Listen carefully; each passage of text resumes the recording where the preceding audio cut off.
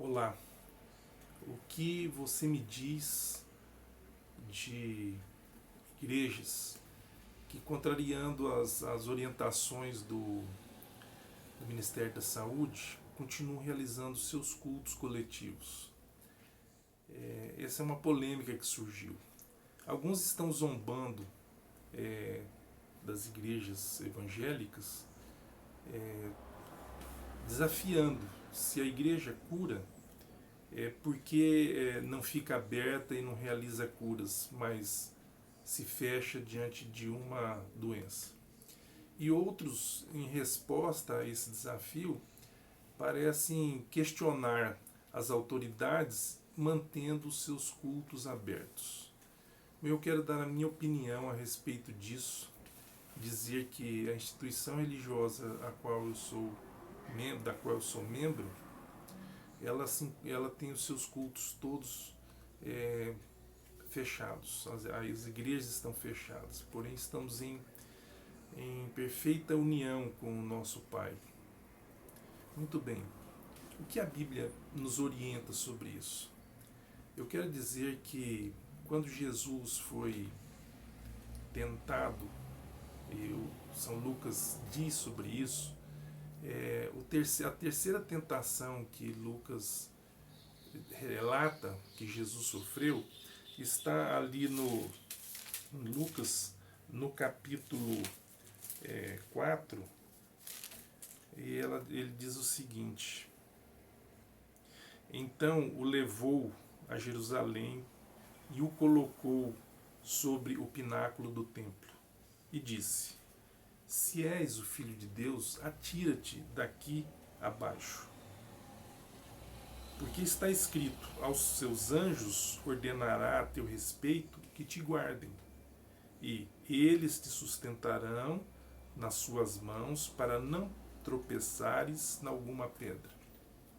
Aqui, Satanás estava tentando Jesus Cristo para que ele caísse num pecado que muitas vezes nós não estamos atentos, que é o pecado da presunção. Então depois que Jesus vinha respondendo a ele nas duas primeiras tentações, Jesus fala do que? Está escrito, está escrito. Então o diabo resolve tentar a Jesus com a mesma estratégia, está escrito. Então ele cita a Bíblia. Só que a citação que ele faz, ele a fez incompleto. A citação se encontra no Salmo 91, e ali no Salmo 91, no capítulo 91, versículo 11, ele diz assim, e é essa passagem que ele cita, porque aos teus anjos dará ordens a teu respeito para que te guardem em todos os teus caminhos. Então, a questão aqui colocada é a seguinte: aos teus anjos dará ordem a teu respeito para que te guardem. E aí ele omite essa parte final do versículo do Salmo 91. O que ele diz? Ele se esquece propositadamente de que os anjos nos guardam quando estamos nos caminhos do Senhor. Quando eu pretendo desobedecer as ordens do Senhor, portanto eu estou fora dos caminhos do Senhor, eu não posso contar com a proteção dos anjos, com a proteção de Deus. O que nós vemos sobre esse assunto?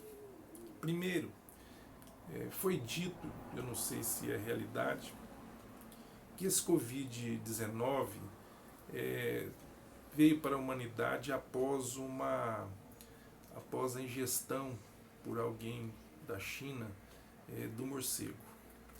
Pois bem, Deus proibiu que se ingerisse, que se comesse alguns animais, está lá em Levítico 11, e dentre esses animais nós encontramos a proibição de se alimentar do morcego. No capítulo 11 do livro de Levítico, o versículo 19, há uma determinação de Deus que o ser humano não se alimentasse do morcego, assim como de outros animais. O porco mesmo, eu li agora, num desses artigos que estão circulando, que é um animal que também pode abrigar esse vírus, o Covid-19.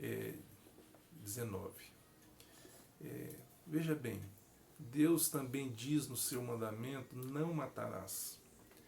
Quando eu descumpro as normas que cientificamente estão colocadas para a proteção, a não propagação do Covid-19, eu estou descumprindo também um mandamento muito claro, que é o não matarás. Porque quando eu faço isso, eu estou ajudando a propagar essa doença, eu estou fazendo com que essa doença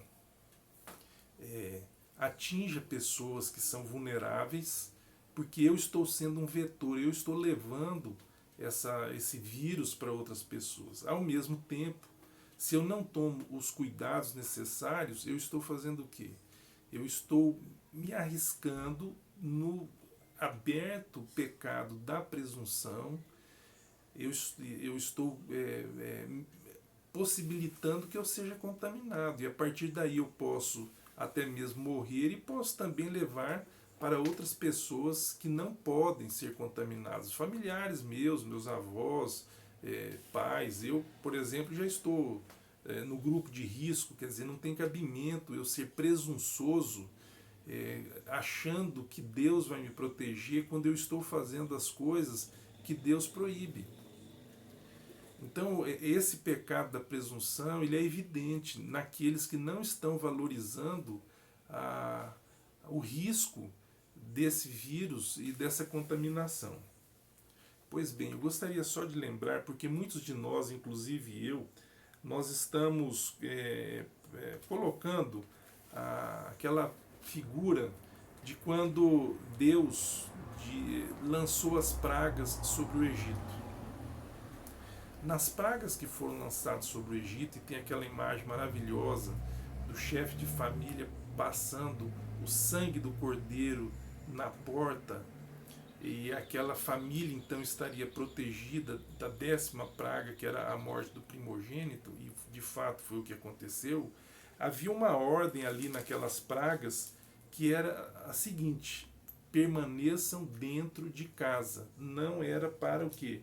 Para sair. No livro de Êxodo, no capítulo 9 e no versículo 19, está tratando da chuva de pedras. Qual foi a ordem de Deus? Agora, pois, manda recolher o teu gado e tudo que tens no campo. Todo homem e animal que se acharem no campo e não se recolherem à casa, em caindo sobre eles a chuva de pedra, morrerão. Então viria uma praga, uma peste, como o Covid, viria. Qual era a ordem? Recolha os seus animais e se recolha à sua casa e ali permaneça. Então há situações em que são óbvias.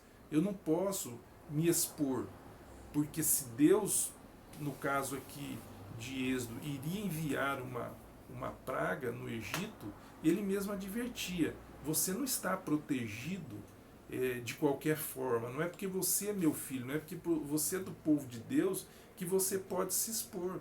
Então recolha os seus animais, e se recolha à sua casa e ali permaneça durante toda a praga. Uma quarentena que Deus estabeleceu. E no capítulo 12, versículo 13, que foi aquela noite final da 10ª praga, o versículo que temos aqui no livro de Êxodo, capítulo 12, versículo 13, é o seguinte: o sangue vos será por sinal nas casas em que estiverdes. Quando eu vir o sangue, passarei por vós, e não haverá entre vós praga destruidora, quando eu ferir a terra do Egito. Então havia uma ordem, a ordem de se recolher, a ordem de permanecer em casa. Eu creio firmemente que não é o momento de nós nos expormos, nós que cremos na palavra de Deus, nós os que estamos pregando a palavra de Deus. Não é o momento, porque a ordem é: recolha-se, permaneça na sua casa, não espalhe o vírus, não se coloque em risco, porque quando eu faço isso, eu estou de fato descumprindo uma determinação que foi dada a homens, cientistas que estudam essa questão.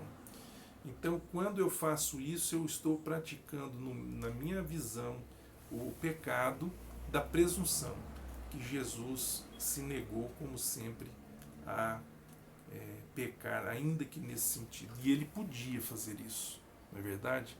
Então, um abraço a todos e os meus irmãos evangélicos de todas as denominações, se recolham nas suas casas.